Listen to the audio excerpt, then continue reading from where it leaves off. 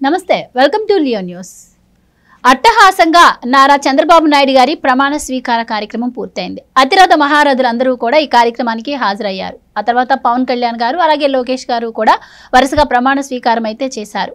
అయితే మరి ఆ సభపై కొన్ని ఆసక్తికర పరిణామాలు అయితే చోటు చేసుకున్న పరిస్థితి. లోకేష్ గారి వినయ విధేయతలు కావచ్చు, అలాగే బాలకృష్ణ గారు తన సోదరి అయినటువంటి భువనేశ్వరి నుదిరిపై ముద్దు పెట్టడం కావచ్చు, ఈ 5 ఏళ్లలో వాళ్ళు ఎదుర్కొన్న కష్టాలను ప్రజలందరికీ కూడా కళ్ళకు కట్టినట్టు చూపించినట్టు, దాని నుంచి వాళ్ళు రిలీఫ్ పొందినట్టుగా కూడా మనకి కనిపించడం జరిగింది.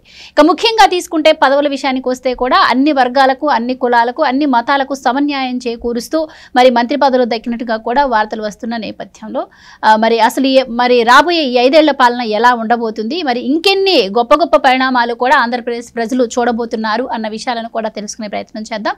మనతో ఉన్నారు senior political journalist doctor Durga Vadlamani గారు. నమస్కారం మేడం. మేడం, చంద్రబాబు గారి ప్రమాణ స్వీకారం కార్యక్రమం అయితే స్టార్ట్ అయిపోయింది. అలాగే వరుసగా మంత్రులందరూ కూడా ప్రమాణ స్వీకారం చేస్తున్న పరిస్థితి, ఎమ్మెల్యేలందరూ. సో ప్రమాణ స్వీకారం చాలా గ్రాండ్గా జరుగుతున్నట్టయితే కనిపిస్తోంది. ఇటు కొణిదెల కుటుంబం కావచ్చు, నారావారి కుటుంబం, అలాగే నందమూరి కుటుంబం, ముగ్గురు ఫ్యామిలీస్ కూడా చాలా హ్యాపీగా ఉన్నట్టు సభలో చాలా హ్యాపీ మూమెంట్స్ అయితే కనిపిస్తూ ఉన్నాయి. మరి ఈ పాజిటివ్ ఈ 5 ఏళ్ళు ఇలాగే కొనసాగుతుందంటారా? మరి ఇంకెన్ని మంచి మంచి కార్యక్రమాలు మనం ముందు చూడొచ్చు అంటారు? ఇటు రాజధాని అంశం కావచ్చు, ఇలా గొప్ప గొప్ప కార్యక్రమాలు ఇంకెన్ని జరగబోతున్నాయంటారా ఆంధ్రప్రదేశ్లో? పండగ వచ్చేసింది, అనుకున్నది అయ్యింది. నారా చంద్రబాబు నాయుడు గారు ముఖ్యమంత్రిగా ప్రమాణ స్వీకారోత్సవం చేశారు. అదేవిధంగా ఇవాళ అతిరథ మహారథులందరూ వచ్చారు. ఒక పక్క మోదీ గారు, చంద్రబాబు నాయుడు గారు, పవన్ కళ్యాణ్ గారు, తర్వాత భువనేశ్వర్ గారు, తర్వాత వెంకయ్య నాయుడు గారు, పక్క అమిత్ షా గారు, గడ్కరీ గారు, తర్వాత రమణ గారు, ఇట్లా అంటే అసలు కన్నుల పండుగ అంటారు కదా, అట్లా ఉంది ఇవాళ. అంటే మన తెలుగు వాళ్ళ ప్రైడ్ ఇది. ఇంతమంది తెలుగు వాళ్ళు ఇన్ని రంగాల్లో కనిపిస్తున్నారు అక్కడ. చిరంజీవి గారు, రజనీకాంత్ గారు, పన్నీర్ సెల్వం గారు వచ్చారు. అంటే మనకి ఆంధ్రప్రదేశ్ మీద ఈరోజు ఎంతమంది ఫోకస్ ఉందో చూడండి. మనం గుర్తించాల్సింది అది. 5 ఏళ్ళు అసలు ఆంధ్రప్రదేశ్ అసలు ఎక్కడ ఎవరి దృష్టిలో కూడా లేదు. ఏదో ఉన్నాడులే, ఒక ముఖ్యమంత్రి ఉన్నాడు అన్నట్టుగా ఉన్నది. ఒక్కరోజు 4వ తారీఖు రిజల్ట్ తర్వాత ఇప్పుడు అందరి దృష్టి చూడండి ఎవరి మీద ఉంది? ఆంధ్రప్రదేశ్ మీద ఉంది, నారా చంద్రబాబు నాయుడు గారి మీద ఉంది, తర్వాత పవన్ కళ్యాణ్ గారి మీద ఉంది. ఎందుకంటే ఆయన చెయ్యగలడు, 74 ఏళ్ల నవ యువకుడు చెయ్యగలడు అనే ఒక ఇది, ఆ ఊపు ప్రజల్లో కనిపిస్తోంది. ఇవాళ చూడండి ఎంత సిస్టమేటిక్గా అసలు చక్కగా సభ జనరంజకం అంటారు చూడండి, అట్లా ఉంది ఇవాళ. మీరు అన్నారు పాలన ఎలా ఉంటుందని, జనరంజకంగానే ఉంటుంది. ఒక 2 రోజుల్లో ఇవాళ అమరావతి రూపురేఖలు మారిపోయాయి. సభా ప్రాంగణం కోసమే కాదు, వచ్చే వాళ్ళ కోసం రోడ్లు పడ్డాయి, లైట్లు వెలుగుతున్నాయి, మరమ్మతులు మొదలయ్యాయి. ఇది పాలన అంటే. అంటే మీకు చిన్న రుచి చూపించారు చంద్రబాబు నాయుడు గారు, ఒక 2 రోజుల్లో రుచి చూపించారు. ఇంకా పరుగులు పెట్టిస్తాడు ఆయన. కాబట్టి మీకు ఆల్రెడీ అమరావతి భూమి మొదలైపోయింది. ఇవాళ రైతులకు ఒక గ్యాలరీ పెట్టారు, అమరావతికి భూములు ఇచ్చిన రైతులకు ప్రత్యేక గ్యాలరీ పెట్టారు. మనకి కావాల్సింది అది. మనం ఎవరెవరికి గుర్తింపు ఇవ్వాలి. ఇవాళ మిమ్మల్ని వాడేసుకుని రేపు నేను మర్చిపోకూడదు. అక్కడ మనం అంటే విజన్ అంటే ఏం అక్కర్లేదండి. విజన్ అంటే దూరదృష్టి ఒకటే కాదు, దగ్గర దృష్టి కూడా ఉండాలి మనిషికి. అది కూడా ఉంది ఆయనకి. ఇవాళ అసలు మన గ్యాలరీస్ చూస్తూ ఉంటే అసలు ఎంత అందరూ పులకించటం అంటారు చూడండి, ఒళ్ళు పులకించింది అందరికీ. ఆ పులకరించటమే కాకుండా అందరూ కూడా చాలా ఆనందంగా దీన్ని వీక్షించారు. అసలు వాళ్ళందరూ ప్రమాణ స్వీకారం చేస్తుంటే మనం చూస్తున్నాం, ఈలలు కేకలు హోరెత్తిపోవటం చాలా బాగుందండి. కన్నుల పండగగానే ఉంది. ఓ పక్క పచ్చదనం అన్నీ కూడా. మీరు అన్నట్టుగా రామ్ చరణ్ వచ్చారు, బ్రాహ్మణి పక్కన కూర్చున్నారు ఆయన, తర్వాత చిరంజీవి గారి పక్కన రజనీకాంత్ గారు కూర్చున్నారు. ఇంకా ఇంతకంటే ప్రజలకు ఇంకేం అవసరం లేదమ్మా. వాళ్ళందరికీ ఒక ఫుల్ మీల్స్ అంటాం కదా, ఒక విందు అయిపోయింది. అయితే ఇప్పుడు సవాళ్ళు ఉన్నాయండి. చంద్రబాబు నాయుడు గారికి కావచ్చు, పవన్ కళ్యాణ్ గారికి కావచ్చు, చాలా సవాళ్ళు ఉన్నాయి. కాకపోతే ఏంటంటే ఇప్పుడు వాళ్ళు ముళ్ళబాటలో ఉన్నారు. ఎంత ముళ్ళబాట అంటే ఇప్పుడు ఒక్కొక్క శాఖని ఇలా పట్టుకుంటే ఆ క్లాత్ కింద ఏముందో తెలియదు. పాముందా, ముళ్ళున్నాయా, రాళ్ళున్నాయా, ఆ రకంగా చేసి పెట్టారు. అధ్వానం అన్నమాట. ఎవడెవడు ఎంత తిన్నాడో, ఏం చేశాడో మనం చూస్తున్నాం కదండి. శాండ్ మాఫియా నిన్న కూడా మాట్లాడుకున్నాం. మట్టి కూడా తవ్వేసి ఇప్పుడు అన్ని నదులు పూడుకుపోయి ఉన్నాయో మనకు తెలియదు. గుర్రపు డెక్కలు ఎన్ని చెరువుల్లో ఉన్నాయో తెలియదు. అంటే పనులు ఎన్ని చెయ్యాలి అనేదానికి ఓ పక్క సాగునీరు ఇవ్వాలి, తాగునీరు ఇవ్వాలి, రోడ్లు, తర్వాత కన్స్ట్రక్షన్స్ మొదలవ్వాలి, తర్వాత మీరు చెప్పినట్టు ఇందాక మనం అనుకున్నట్టు రియల్ ఎస్టేట్ పెరగాలి, తర్వాత పరిశ్రమలు రావాలంటే ఇవన్నీ జరగాలండి. ఎప్పుడైతే మనం నీరు, కరెంటు ఇవన్నీ ఇవ్వగలిగామో అప్పుడే కదా పరిశ్రమలు వస్తాయి. కాబట్టి ఏవైతే కుదేలైపోయాయో ఈ 5 ఏళ్లలో వాటన్నింటి మీద చంద్రబాబు నాయుడు గారు దృష్టి పెట్టాలి.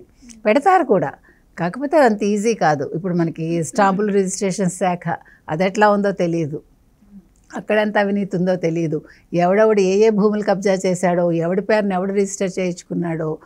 ఇప్పుడు మనం ఆల్రెడీ సిఎస్ గురించి చెప్పుకున్నాం. ఇప్పుడు జగన్మోహన్ రెడ్డి, తర్వాత వాళ్ళందరూ బొత్స కావచ్చు, తర్వాత ఇక్కడ తీసుకుంటే మనకి ఏ మినిస్టర్ని తీసుకోండి, ఎవడెవడు ఏం కబ్జా చేశాడో తెలియదు. ఇప్పుడు ఇవన్నీ బయటికి రావాలండి. వచ్చాక వాళ్ళకి వాళ్ళ భూములు కూడా అప్పగించాలి కదా. ఇప్పుడు అన్యాయంగా వీళ్ళందరూ తీసుకున్నవన్నీ కూడా బయటపడాలి. తర్వాత మన రఘురామకృష్ణరాజు గారు, వారికి న్యాయం జరగాలి. వారిని అక్రమంగా అన్యాయంగా వారిని అరెస్ట్ చేసి వారిని ఇబ్బంది పెట్టి చంపటానికి కూడా తెగబడ్డారు వాళ్ళు. సో దానికి కూడా సమాధానం ఇప్పుడు కోర్టులు ఇవ్వాలి. తర్వాత దానికోసమే జగన్మోహన్ రెడ్డి భయపడుతున్నారేమో మనకు తెలీదు. ఇవాళ ఆయన అసలు ప్రమాణ స్వీకారోత్సవానికి ప్రోటోకాల్ ప్రకారం రావాలి, కానీ ఆయనకు అంత సంస్కారం ఉందని మనం అనుకోవట్లేదు. దానికి మరి ఇంకా ఏం రీజన్స్ కూడా చెప్పలేదు, వాళ్ళ దగ్గర నుంచి మనకి రాలేదు. సో మరి ఏం చేస్తున్నారో తెలియదు. ఇవాళ ఆయన మరి టీవీ చూస్తున్నారో లేదు, పడుకున్నారో లేదు, ఆయన పనుల్లో ఆయన ఉన్నారో మనకైతే తెలియదు. ఇంక ఇలా ప్రతి ఒక్కటి మనం చెప్పుకుంటూ పోతే ఇవాళ అసలు అంతే లేదండి. ఇది ఒక టర్మ్ తోటి ఆంధ్రప్రదేశ్ మాత్రం పూర్తిగా మనకేమీ అభివృద్ధి అనేది జరగదు.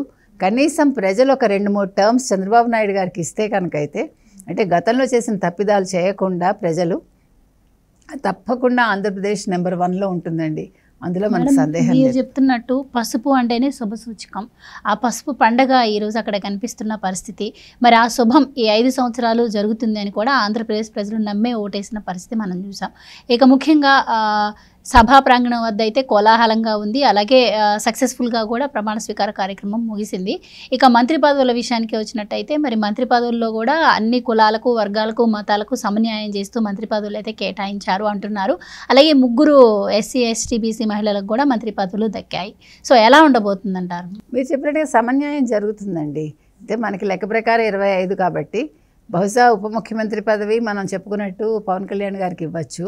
తర్వాత స్పీకర్ మరి రఘురామకృష్ణరాజు గారికి ఇవ్వచ్చు అని అనుకుంటున్నాం మనం. ప్రోటెన్ స్పీకర్గా మన బుచ్చయ్య చౌదరి గారు ఉండొచ్చు.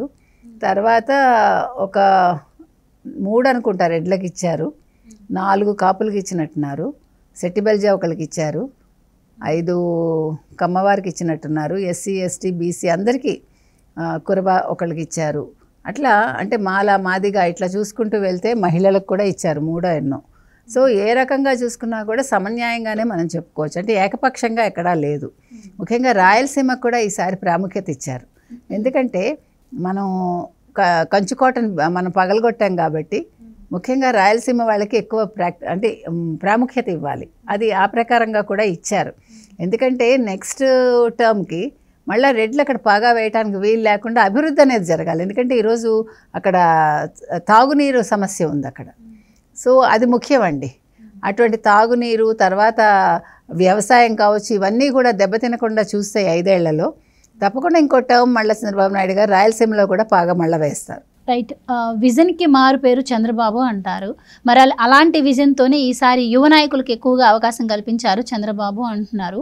సో సీనియర్లకు కొంచెం పక్కకు పెట్టి యువ నాయకులకి ఎక్కువ ఛాన్స్ ఇచ్చారు అని కూడా వార్తలు వస్తున్నాయి. సో ఏం చెప్తారు మేడం? తప్పకుండా ఇవ్వాలండి. ఇప్పుడు నేనంటాను, మనం చూసుకుంటే కనుకైతే ఇప్పుడు అవార్డులు, ఫర్ ఎగ్జాంపుల్ ఊరికి అవార్డ్స్ తీసుకోండి, ఏదైనా కూడా వచ్చిన వాళ్ళకే వస్తూ ఉంటాయి, అవునా? తర్వాతి జనరేషన్కి ఎవరిస్తారు? వాళ్ళు ఎప్పుడో 60 ఏళ్ళు 70 ఏళ్ళు వచ్చే వరకు వెయిట్ చేయాలా? నేనంట స్వచ్ఛందంగా పెద్దవాళ్ళు అనుకున్న వాళ్ళు, ఇప్పుడు చూడండి మీకు గుర్తుంటే ఎస్పి బాలసుబ్రహ్మణ్యం, నాకు వద్దండి ఇంకా ఈ అవార్డ్స్ వేరే వాళ్ళకి ఇవ్వండి, మీరు ప్రతిసారి నాకే ఎందుకు ఇస్తారు, అది ఆలోచన విధానం అలా ఉండాలి. కాబట్టి కొత్త రక్తం రావాలండి, యువ రక్తం రావాలి. ఇప్పుడు వాళ్ళ దగ్గర సలహాలు తీసుకోవాలి. వాళ్ళు ఎలా ఉండాలంటే పెద్దవాళ్ళందరూ కూడా, అంటే గత ప్రభుత్వాల్లో పనిచేసిన మంత్రులు ఎవరైతే ఉన్నారో వాళ్ళు సలహాలు ఇవ్వాలి వీళ్ళకి. ఈ చిన్నపిల్లల్ని మనం మంత్రులుగా చేసినప్పుడు వాళ్ళు ఇగో ఈ బాటలో వెళ్ళండి, ఇది మా సలహా అని చెప్తే దాన్ని వీళ్ళు తీసుకుని దాన్ని కొంచెం మోడిఫై చేసి వీళ్ళు దాన్ని ఇంప్లిమెంట్ చేస్తే బాగుంటుంది. కాబట్టి ఇప్పుడు లోకేష్ ఉన్నారు, లోకేష్ యువనేత. సో లోకేష్కి తగ్గట్టుగా టీం ఉండొచ్చు, మనకు తెలీదు. మంచిదే కదా, పవన్ కళ్యాణ్ గారు కూడా పెద్ద వయసు అయిపోయిన వాళ్ళు కాదు. సో వీళ్ళందరూ కలిపి వాళ్ళ కొత్త దృష్టితోటి, వాళ్ళ నూతన దృష్టితోటి వాళ్ళు కొత్త కొత్త అంశాలను ఆవిష్కరిస్తే అది రాష్ట్ర అభివృద్ధికి దోహదపడుతుంది కదా. సో ఇది చాలా మంచి పరిణామంగా మనం తీసుకోవాలి. అలాగని సీనియర్స్ కోపం పెట్టుకోకూడదు. వాళ్ళు కోపాలు పెట్టుకోకుండా పార్టీని పటిష్టం చేయాలి, తర్వాత సలహా సూచనలు ఇచ్చి రాష్ట్ర అభివృద్ధి కూడా ఈ పెద్దలందరూ కూడా వాళ్ళ తమ వంతు సహకారాన్ని వాళ్ళు అందిస్తే బాగుంటుంది.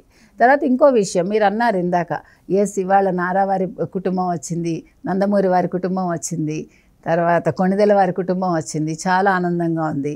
తర్వాత భువనేశ్వరి గారు పడ్డ కష్టానికి వారి సోదరుడు ఇచ్చిన ఆ నుదుటి మీద ముద్ద ఏదైతే ఉందో అది వారికి మొత్తం, అంటే ఆ బాధలన్నీ తీసేసినట్టే ఇవాళ ఆవిడ ఒక, అంటే ఇటు భర్త విజయాన్ని చూస్తున్నారు, అటు సోదరుడి నుంచి ఒక ప్రేమని ఆవిడ అందుకున్నారు, అది కూడా మనం చెప్పుకోవచ్చు. తర్వాత లోకేష్ గారు కూడా చాలా వినయంగా అందరికీ నమస్కారాలు చేశారు. తర్వాత మన పవన్ కళ్యాణ్ గారు మోదీ గారికి నమస్కారం చేయబోతే వారు దగ్గరికి తీసుకున్నారు. అలాగా అంటే మంచి మంచి దృశ్యాలు మనం ఇవాళ చూడగలిగాం. ఒక సంస్కారం, మన హిందూ సంప్రదాయంలో ఉండే ఆ సంస్కారాన్ని అక్కడ మనం చూస్తున్నాం, వినయాన్ని చూస్తున్నాం, ఆ విధేయతను చూస్తున్నాం. ఇవన్నీ కూడా తర్వాతి జనరేషన్స్కి ఇవన్నీ కూడా వెళ్ళాలన్నమాట. ఆ రకంగా ఇవాళ అన్ని రకాలుగా కూడా కన్నుల పండుగగా ఉందండి.